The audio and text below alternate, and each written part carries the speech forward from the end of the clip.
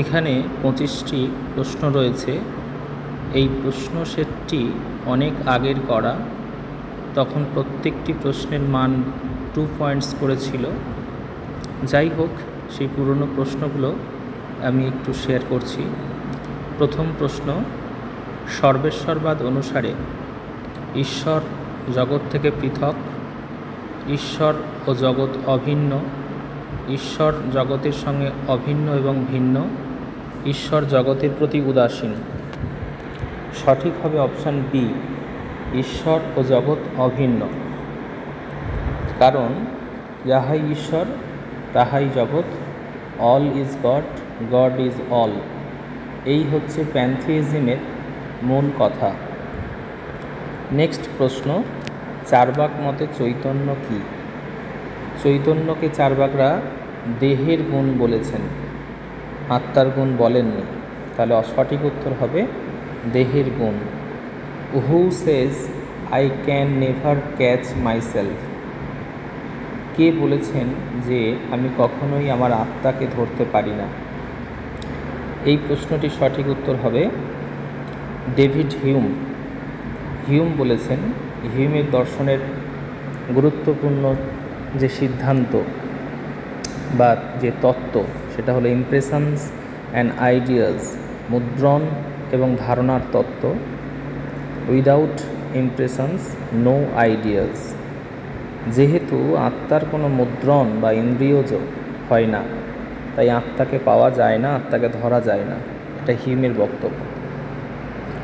Next প্রশ্ন, ভারতীয় দর্শনে আত্মার যে 4টি স্তরের কথা আছে, জাগ্রত, স্বপ্ন, সুষুপ্তি, তুরীয়, এই 4টি অবস্থার কথা উল্লেখ আছে। সঠিক উত্তর হবে মান্ডুক্য। মান্ডুক্য উপনিষদে 4টি স্তরের উল্লেখ আছে। পরের প্রশ্ন, নিচের কোনটি ওঙ্কারের অংশ নয়?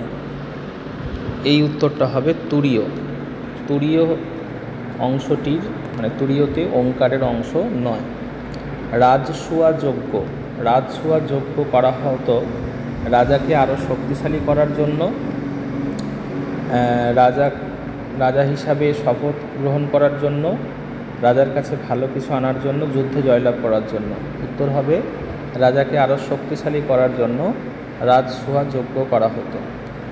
ডিসকোর্স অন মেথড গ্রন্থটি কার লেখা? এটা সবাই জানে, ডেকার্তের। পরের প্রশ্ন, প্রিন্সিপালস অফ হিউম্যান নলেজ, এই গ্রন্থটি কার লেখা? এটি বার্কলের গ্রন্থ।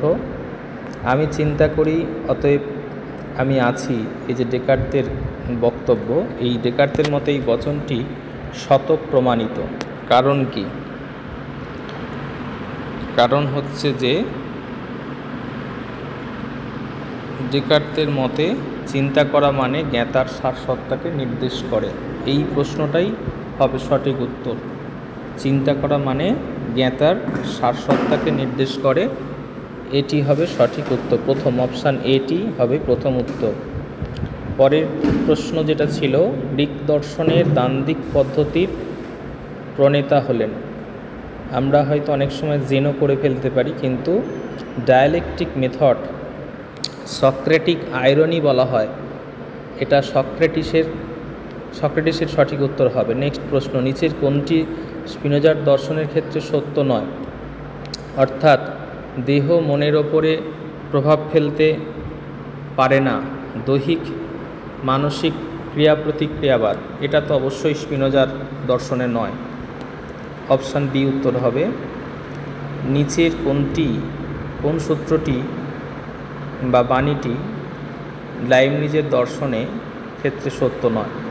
পর্যাপ্ত যুক্তির নীতি, এটা তো আছে, লজ অফ সাফিসিয়েন্ট রিজন। অবিরোধবাধক নীতি, এটাও রয়েছে। সি এবং ডি যে অপশান দুটো রয়েছে, অভিন্নতার অস্পষ্টতা নীতি, অস্পষ্টতার অভিন্নতা নীতি। নিচের ডি এরটা ঠিক, অস্পষ্টতার অভিন্ন নীতি এটা লাইবনিজের দর্শনে আছে, কিন্তু অভিন্নতার অস্পষ্ট নীতি এই কথাটা নেই। নেক্সট, কোন অনুমানের সিদ্ধান্ত বাক্য আশ্রয় বাক্য অপেক্ষা কম ব্যাপক বা সমব্যাপক হয়? মাধ্যম অনুমানের ক্ষেত্রেও তাই, অমাধ্যম অনুমানের ক্ষেত্রেও তাই, সমবিবর্তনের ক্ষেত্রে তো। অ্যাকচুয়ালি এই নিয়মটি অমাধ্যম মানে অবরোহ অনুমানের একটা বৈশিষ্ট্য। অতএব এখানে উত্তরটা হবে ওপরের সব অনুমানে। বার্কলের অমূর্ত ধারণার খণ্ডনের মূল লক্ষ্য কী ছিল? বুদ্ধিবাদের সমালোচনা, লকের বিরোধিতা, জড়বাদ খণ্ডন, ভাববাদ খণ্ডন। সঠিক উত্তর হবে লকের বিরোধিতা করা। নেক্সট, নিচের কোনটি সঠিক নয়? যজ্ঞের দ্বারা দেবঋণ পরিশোধ হয়, ব্রহ্মচর্যের দ্বারা ঋষিঋণ পরিশোধ হয়, এটাও সঠিক, এটাও সঠিক। পুত্র উৎপাদনের দ্বারা পিতৃঋণ মোচন, এটাও সঠিক। পূজা অর্চনার দ্বারা দৈব ঋণ পরিশোধ হয়, এটা সঠিক নয়।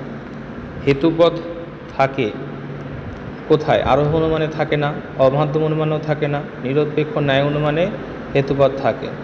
পাশ্চাত্য দর্শনের কোন দার্শনিক জলকে জগতের মূল ভিত্তি হিসাবে গ্রহণ করেছিলেন?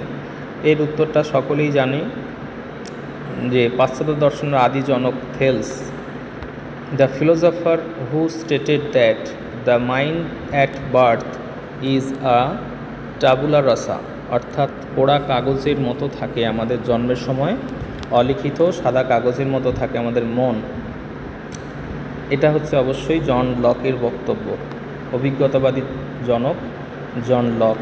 আদি অনুমান আদি প্রমাণ, অনুমান ইত্যাদি প্রমাণ নয়, এটি কোন দর্শন সম্প্রদায়ের মত? এটা তো সেই ছোটোবেলার প্রশ্ন, চার্বাকদের মত। সপ্তভঙ্গি নয় তত্ত্ব কোন দর্শন সম্মত? সপ্তভঙ্গি নয়, আমরা অবশ্যই এটা জৈন দর্শন করব, জৈন দর্শনেই পাওয়া যায়।